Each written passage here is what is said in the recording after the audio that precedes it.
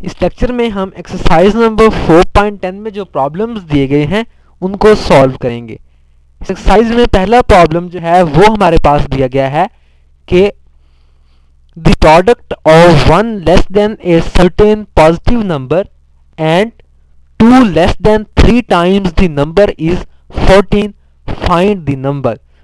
हमने एक number find करना है कि उस नंबर में से एक लेस करें और उसके 3 टाइम्स में से 2 लेस करें और उन दोनों को मल्टीप्लाई करें तो उसका आंसर 14 आता है। हम लेट कर लेते हैं, let the number is x। अब कंडीशन हमारे पास क्या दी गई है,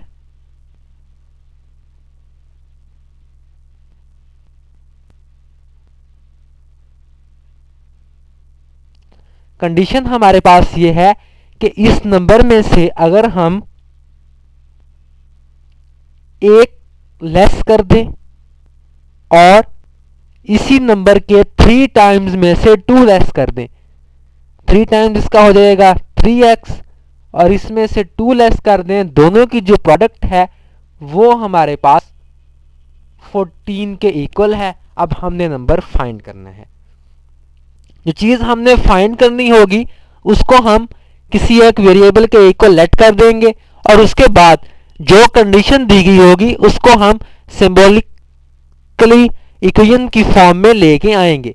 अब यहाँ पे हमने नंबर को लेट कर दिया x और उसके बाद कंडीशन जो थी वो ये थी कि 1 less than means number x minus 1 and 2 less than 3 times the number, 3 times इसका हो गया 3x माइनस 2, दोनों की जो प्रोडक्ट है वो 14 के इक्वल है। उसके बाद अब हम इसको सॉल्व करते हैं, मल्टीप्लाई करेंगे तो हमारे पास इक्वेशन बनेगी, वो होगी 3x square minus 5x minus 12 is equal to 0। By factorization हम इसको सॉल्व करें तो इसके हमारे पास फैक्टर्स बनेंगे x minus 3 and 3x plus 4 is equal to 0। हमारे पास दो वैल्यूज आ गई, x is equal to 3 and x is equal to minus 4/3। लेकिन हमें जो है वो प्रॉब्लम में बता दिया है पॉजिटिव नंबर, तो हम सिर्फ जो है वो पॉजिटिव नंबर को ही कंसीडर करेंगे। सो x इज 3, तो 3 जो है वो हमारा रिक्वायर्ड नंबर है।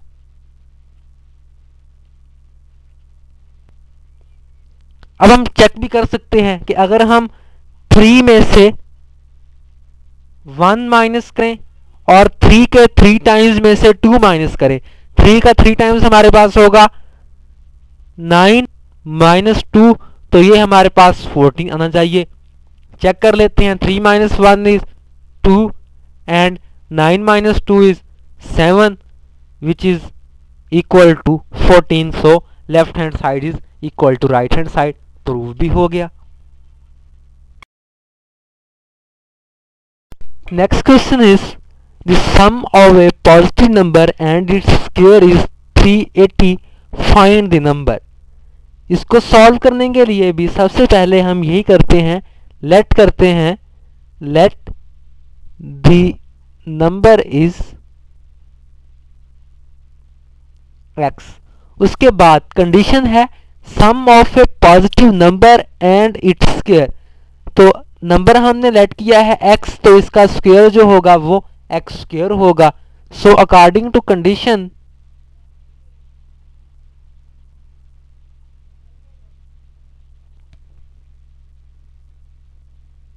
sum of number and its square is equal to 380, means that x plus x square is equal to 380।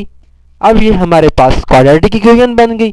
इसको सॉल्व कर लेते हैं, x square plus x minus 380 is equal to 0। इसको जब हम बाय फैक्टराइजेशन सॉल्व करते हैं तो इसके फैक्टर्स बनेंगे x minus 19 and 3x plus 20 is equal to 0। x की हमारे पास दो वैल्यूज आ गई, x is equal to 19 and x is equal to -20/3। लेकिन हमने सिर्फ पॉजिटिव नंबर कंसिडर करना है क्योंकि उसने बताया हुआ है पॉजिटिव नंबर का। So required number is 19। जितने भी प्रॉब्लम्स हैं उनको सबसे पहले सिर्फ हमने इक्वेशन की फॉर्म में लेके आना है, उसके बाद तो बाकी वही है जो हमने पूरे चैप्टर में स्टडी किया था। फैक्टराइजेशन करनी है या छोटे मोटे और स्टेप्स करने होंगे। सबसे जो यहाँ पे एक काम है वो ये है कि सिर्फ हमने जो प्रॉब्लम स्टेटमेंट होगी उसको इक्वेशन की फॉर्म में लेके आना है, उसके बाद तो सॉल्व करना कोई मसला ही नहीं है। नेक्स्ट प्रॉब्लम हमारे पास है the sum of a number and its reciprocal is 26/5, find the number। सबसे पहले हम यही करते हैं, लेट कर लेते हैं नंबर को, let the number is x, then reciprocal of number,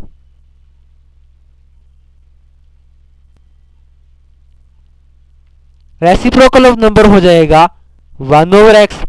then उसके बाद कंडीशन हमारे पास क्या दी गई है,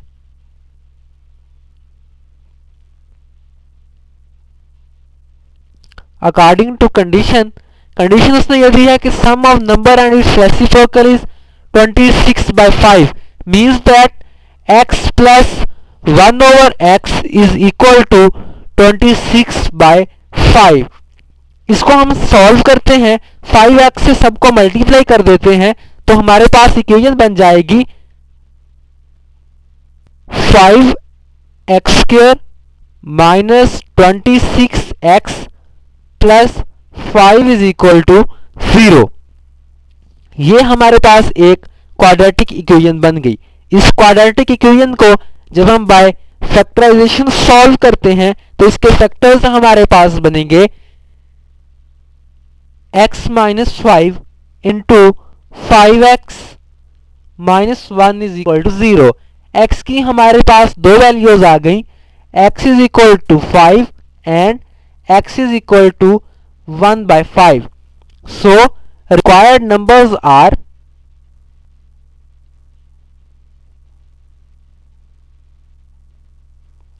5 एंड 1/5। अगर हम 5 लेंगे तो इसका रेसिप्रोकल 1/5 होगा, उसको सम करेंगे तो 26/5 आंसर आएगा। और अगर हम 1/5 लेंगे तो इसका रेसिप्रोकल 5 होगा, सम करेंगे तो आंसर सेम आएगा। सो हमने बिल्कुल वही किया, तो चीज फाइंड करनी होगी। सबसे पहले उसको लेट कर लेंगे किसी वेरिएबल के इक्वल, उसके बाद जो हमारी स्टेटमेंट होगी उसको हम सिंबल्स की फॉर्म में ले आएंगे और उसके बाद जो कंडीशन दी गई होगी उसके मुताबिक इक्वेशन बना लेंगे, उस इक्वेशन को सॉल्व कर लेंगे तो हमारे पास अननोन की वैल्यू आ जाएगी। Next is the question number 8।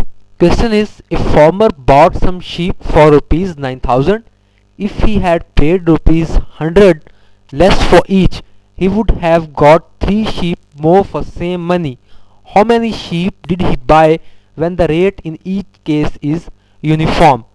एक फार्मर है जो कि 9,000 रुपीज़ में कुछ शीप खरीदता है और क्वेश्चन ये है कि अगर उसे हर शीप के लिए 100 रुपीज़ लेस देना पड़े तो वो 3 शीप ज़्यादा खरीद सकता है। तो हमने बताना है कि वो कितनी शीप खरीदेगा। उसने लेट हम कर लेते हैं कि 9,000 रुपीज़ में x शीप खरीदी। let he buy x sheep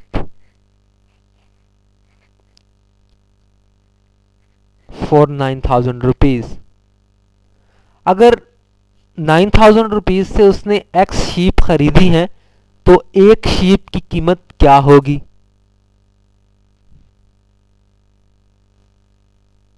price of 1 sheep definitely ये होगी 9,000 डिवाइडेड बाय x। अब क्वेश्चन ये है कि अगर उसे हर के लिए 100 लेस पे करना पड़े, जब हर शीप के लिए 100 लेस पे करना पड़ेगा तो एक शीप की कीमत हो जाएगी 9000 ओवर x माइनस 100, और वो इससे शीप्स कितनी खरीदेगा,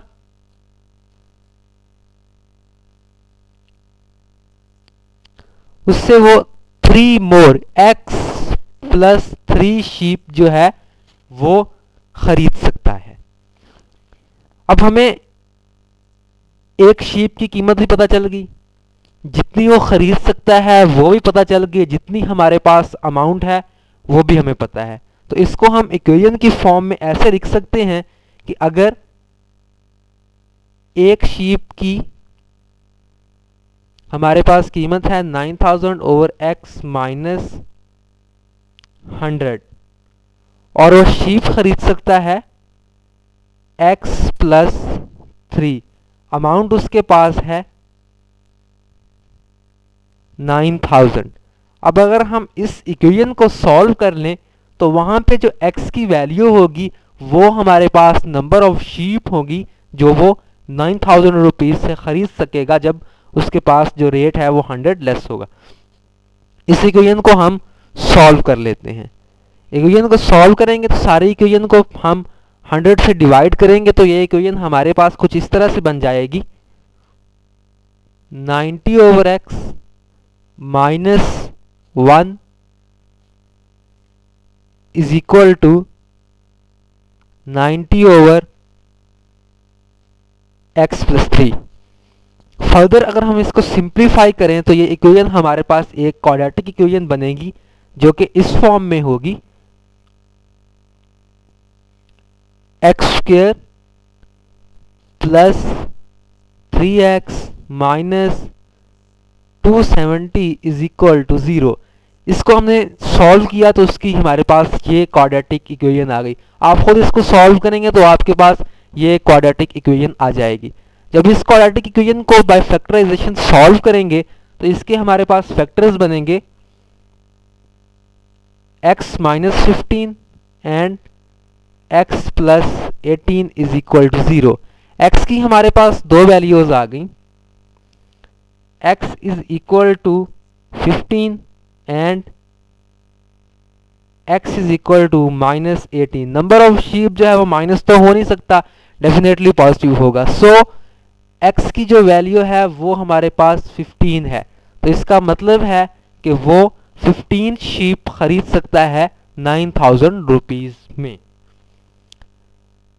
क्वेश्चन एक प्रैक्टिकल एग्जांपल है क्वाड्रेटिक इक्वेशन की। जो चीज हमने फाइंड करनी होती है उसको लेट कर लेते हैं किसी भी चीज के इक्वल। हमने यहाँ पे नंबर ऑफ शीप फाइंड करना था, उसको x के इक्वल फाइंड कर लेट कर लिया। देन उसके बाद जो हमारे पास कंडीशंस होती हैं उनको हम इक्वेशन की फॉर्म में लेके आते हैं, तो जो इक्वेशन बनती है उस इक्वेशन को सॉल्व कर लेते हैं तो हमारे पास अननोन वेरिएबल की वैल्यू आ जाती है।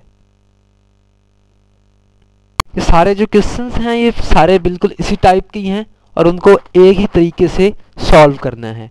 बाकी क्वेश्चंस आप खुद करेंगे। क्वेश्चन नंबर 17 जो है वो मैं करता हूँ। Question number 17 is to do a piece of work A takes 10 days more than B, together they finish the work in 12 days, how long would B take to finish it alone. कि कोई भी काम है उसको करने में ए जो है उसको 10 दिन ज़्यादा लगते हैं बी से, और दोनों अगर इकट्ठे काम करें तो उसी काम को 12 दिन में ख़त्म करते हैं। और हमने ये बताना है कि अगर बी अकेला काम करे तो कितने दिनों में उसको ख़त्म करेगा। जो चीज़ हमने फाइंड करनी है उसको हम लेट करेंगे x के equal. Suppose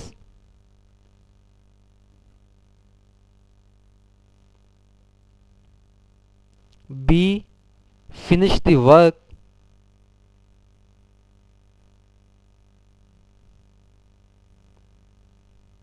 in x days। अगर B इसको x days में फिनिश करता है तो A उसको उससे 10 दिन ज्यादा लगते हैं। Then A will finish it in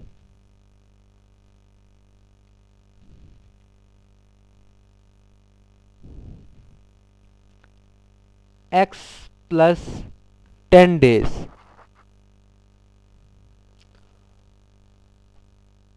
तो A का एक दिन का वर्क हमारे पास आ जाएगा। अगर वो X प्लस 10 डेज में इसको फिनिश करता है तो A का एक दिन का वर्क हमारे पास होगा इज 1 डे वर्क। वो हमारे पास हो जाएगा 1/X प्लस 10। और B का 1 डे का वर्क हमारे पास क्या होगा?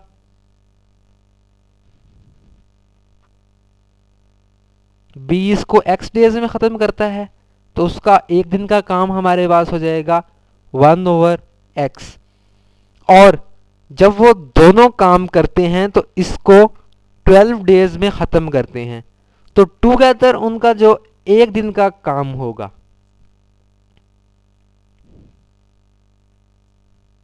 A's and B's 1 day work, वो होगा 1/12। तो इसका मतलब है कि दोनों का जो काम है 1/X plus 10 plus 1/X is equal to 1/12। ये दोनों का कंबाइन है, ये दोनों का अलग अलग है। हमने वैल्यू फाइंड करनी है x की। यहां से इसको सॉल्व करेंगे तो हमारे पास एक इक्वेशन आ जाएगी। इक्वेशन हमारे पास जो होगी वो होगी, इसको सॉल्व करेंगे तो क्वाड्रेटिक इक्वेशन एक बन जाएगी जो होगी x² minus 10x minus 120 is equal to 0। इसको सॉल्व करेंगे बाय फैक्टराइजेशन तो इसके फैक्टर्स बनेंगे x plus 12 and x minus 10 is equal to 0। तो x की हमारे पास दो वैल्यूज आ गई, x is equal to -12 and x is equal to 10।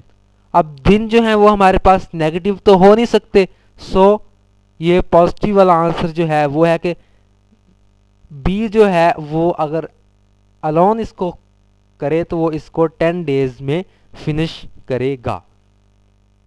Question था कि एक काम करने में A को B से 10 दिन ज़्यादा लगते हैं, अगर वो इसी काम को इकट्ठे करे तो 12 डेज में ख़त्म करते हैं, अगर B उसको अकेला करे तो कितने दिनों में ख़त्म होगा। जो चीज़ फाइंड करनी है उसको x के इक्वल सपोज किया, जो कंडीशन दी गई है कंडीशन है कि A को उससे 10 दिन ज़्यादा लगते हैं तो वो कंडीशन लिख दी। उसके बाद दोनों अगर करते हैं तो वो उसको 12 डेज में ख़त्म करते हैं, तो उनका एक दिन का वर्क निकाल लिया, A का एक दिन का वर्क, B का एक दिन का वर्क, दोनों का कंबाइन एक दिन का वर्क, और दोनों का कंबाइन जो है वो डेफिनेटली इक्वल होगा दोनों के इंडिविजुअल्स के। उस वहाँ से एक इक्वेशन आ गई, उस इक्वेशन को सॉल्व किया तो हमारे पास अननोन वेरिएबल की वैल्यू आ गई जो कि हमारे पास है कि B को कितना टाइम लगेगा एक काम को ख़त्म करने में। इस एक्सरसाइज के सारे क्वेश्चंस जो हैं वो इसी टाइप की हैं। कुछ रियल लाइफ एग्जांपल्स हैं क्वाड्रेटिक इक्वेशंस की, उनमें से कुछ क्वेश्चंस जो हैं वो करने की यहाँ पे कोशिश की गई है। कॉन्सेप्ट आप दे दिया गया है और आप बाकी जो क्वेश्चंस हैं उनको खुद करेंगे। This is the end of exercise number 4.10।